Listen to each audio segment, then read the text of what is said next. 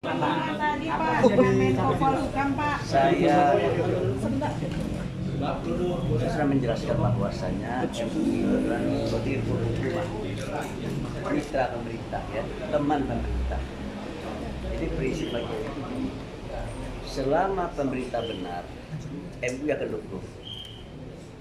Tapi kalau pemerintah berbuat tidak benar, maka MUI harus mengingatkan, dan itu hukumnya wajib. Ya, ada kata-kata bijak dari Imam Al-Ghazali, suatu masyarakat akan rusak kalau pemerintahnya rusak. Suatu pemerintah akan rusak kalau ulamanya rusak. Kapan ulama rusak? Kalau ulama tidak berani menyampaikan kebenaran kepada pemerintah. Oleh karena itu, Majelis Ulama Indonesia diuji ini, ya. Apakah Majelis Ulama Indonesia berani menyampaikan kebenaran pada pemerintah? Dan saya harap begitu. Ya. Tapi kalau seandainya pemerintah itu sudah berlaku benar, berlaku baik dan berlaku adil, wajib hukumnya bagi seluruh rakyat untuk tunduk dan patuh. Gitu ya. Jadi yang diminta apa? Yang diminta ke Menko itu apa tadi? Yang diminta? Iya. Kalau saya pribadi tadi, ya. Enggak, tadi dari pihak Menko apa yang diminta ke MUI Pak? Minta Doa. Oh, minta doa.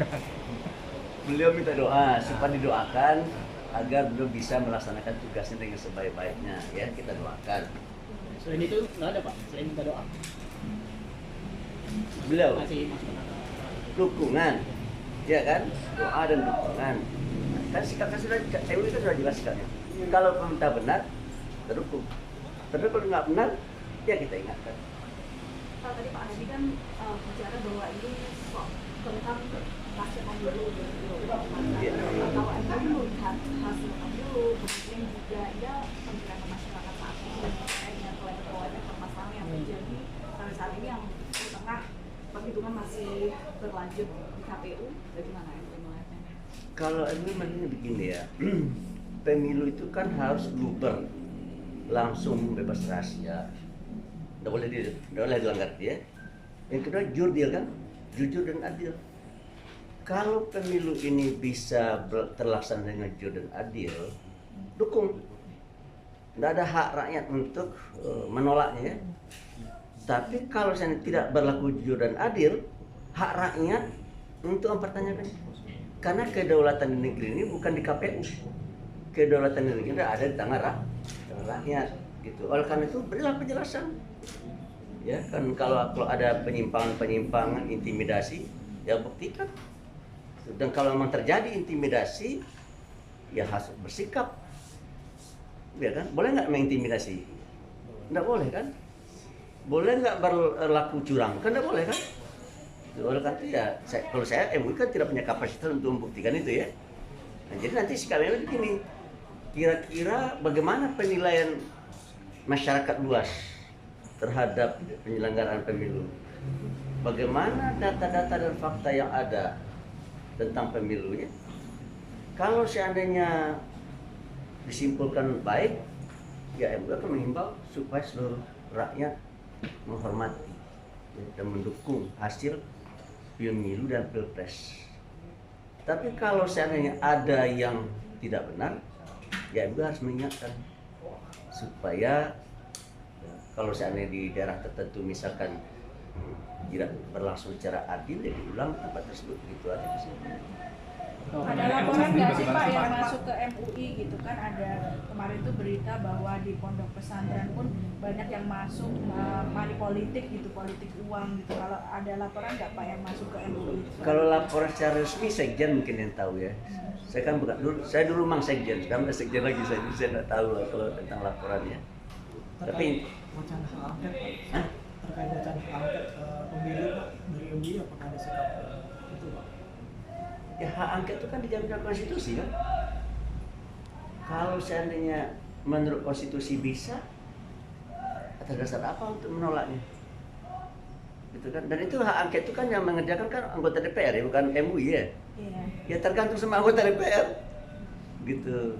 Kalau menurut DPR perlu ada hak angket dan memang mereka membentuk menyelenggarakan angket, ya saya kan silakan saja, itu urusannya para politisi di Senayan tidak di sini kan ya. Itu aja. Kira-kira begitu lah ya. Pak, terkait dengan kasus So, yang bertanya lebih tahu daripada ditanya nih masalah ini ya. Yang bertanya lebih tahu daripada ditanya ini. Pak, Apa? terkait dengan kasus perundungan kembali terjadi di Lampung, di Pondok Pesantren Lampung, menyebabkan satu santri meninggalkan, sebelumnya kan di Jawa Timur gitu. Apa imbauan dari MUI? Perundungan itu kan berarti melakukan suatu tindakan tidak terpuji ya. Iya. Melakukan tindakan Latihan tidak silat ya Pak. melakukan suatu tindakan yang tidak terpuji itu dicela oleh agama.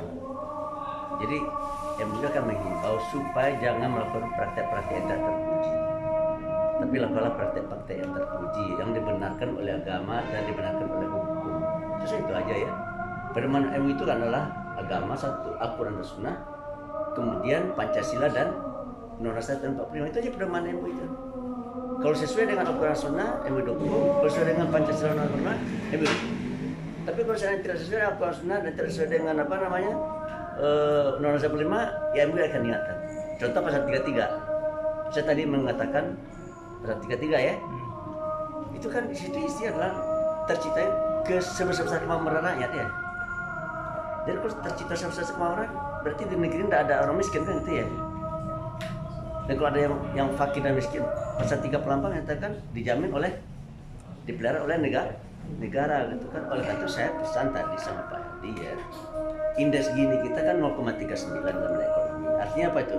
1% penduduk menguasai 39% ekonomi dari negeri ini. Indeks tanah kita adalah 0,59, 1% penduduk menguasai 59 lahan di negeri ini. Pertanyaan, adilkah itu? Adil nggak? 1% penduduk menguasai 50% lahan di negeri, adil nggak itu? Nggak adil kan ya? Nah itu saya sampaikan. Bisa nggak ditata? Nah, Pak Jokowi kan sudah menyatakan buat konsep apa yang maksud dengan reforma agraria ya. Cuma reforma agraria ini bagus konsepnya, cuma susah melaksanakannya kan gitu ya. Kenapa susah melaksanakannya? Nggak tahu saya. Karena pasti ada kelompok-kelompok berkepentingan. Nah siapa itu yang sangat berkepentingan kira-kira? Pengusaha besar, konglomerat, dan oligark, ya kan? Nah, jadi sebenarnya tugas berat presiden dan pemerintah ini adalah menghadapi para konglomerat, menghadapi para pemilik kapital, menghadapi para oligark. Dan menurut saya jika seandainya ya konglomerat dan oligark serta pemilik kapital di negeri ini tidak peduli kepada rakyat, ya masih sibuk menghimpun profit gitu ya, maka menurut saya reformasi jilid 2 akan terjadi. Mau nggak? Nah, saya pribadi nggak mau ya. Oleh karena itu menurut saya undang-undang yang ada hari ini yang dibentuk dan dibuat oleh DPR sama pemerintah itu lebih berpihak kepada oligark atau pada rakyat? Coba jawab. Kok saya apa? Ya, kan wartawan boleh saya tanya nih. Berpihak pada oligark kan? Oligark itu kamu tahu juga berapa jumlahnya?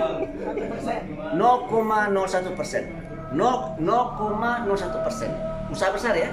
Usaha besar itu jumlahnya 0,01%. Pelakunya itu ada berapa? 5.550. Yang UMKM berapa jumlahnya?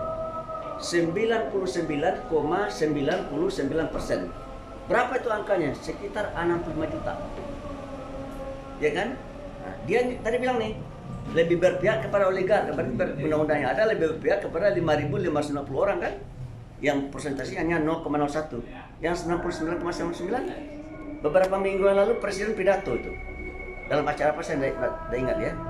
Apa kata Presiden Jokowi?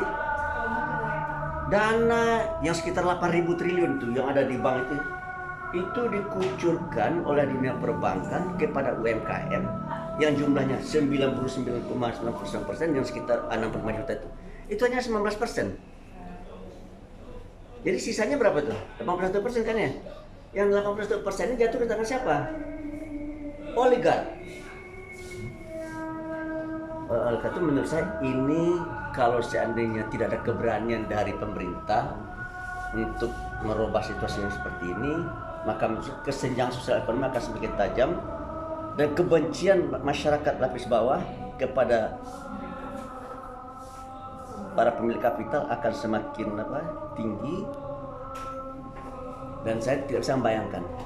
Nah, pertanyaannya, Pak Anwar Abbas mau nggak reformasi jilid 2 terjadi? Saya nggak mau. Nah, oleh karena itu tolong dirubah undang-undang, Pak Anwar Abbas tolong dirubah perilaku dari para pejabat ini.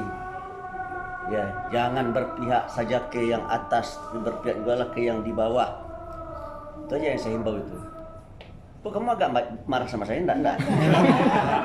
Memang mukanya pemarah ya? Lawan bayi. Oh gitu ya.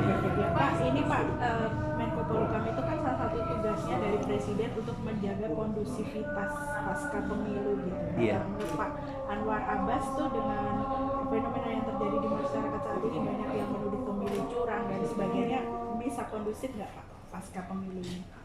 Rasa-rasanya Pak Abdul Hadi mungkin bisa ya. Rasa-rasanya, ini rasa-rasa kan faktanya kan saya belum tahu, tapi rasa-rasanya dari cara dan gaya beliau, apalagi dengan kumis yang melintang itu, saya rasa insya Allah dia bisa melalui pendekatan-pendekatan yang lebih humanistik ya.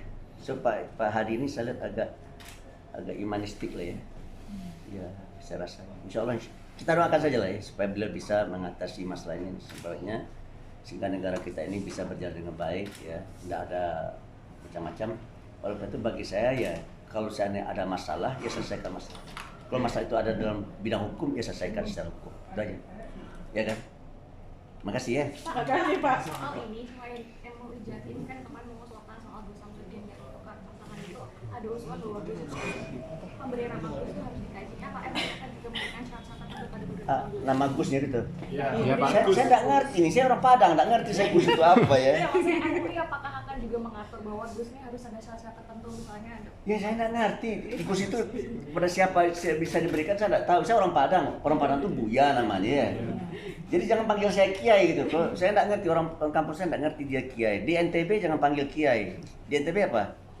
Tuan Guru kan ya. Di Aceh apa? Tauku kalau saya tidak salah kan gitu ya. Sekarang kok semua orang dianggap saya dipanggil Kiai. Kiai Anwar Abbas. Saya orang Padang, bagaimana tuh orang Padang dipanggil Kiai itu ya? Gus itu kepada siapa diberikan saya nggak tahu juga. Nggak tahu juga tidak saya. ada aturan, berarti ke depan tidak ada aturan untuk mengatur pemberian nama-nama pada orang-orang tertentu begitu. Ya saya nggak usah lah ya, terserah masyarakat. Saya rasa Kiai itu bukan diberikan oleh negara ya. Istilah Kiai itu diberikan oleh masyarakat kan. Istilah Gus itu juga diberikan oleh masyarakat. Cuma saya yakin dan percaya ya, istilah Gus itu hanya ada di Jawa. Di Sumatera Barat nggak ada, di kampusnya nggak ada tuh Gus. Kalau ada namanya Gus Pardi Gaus namanya itu.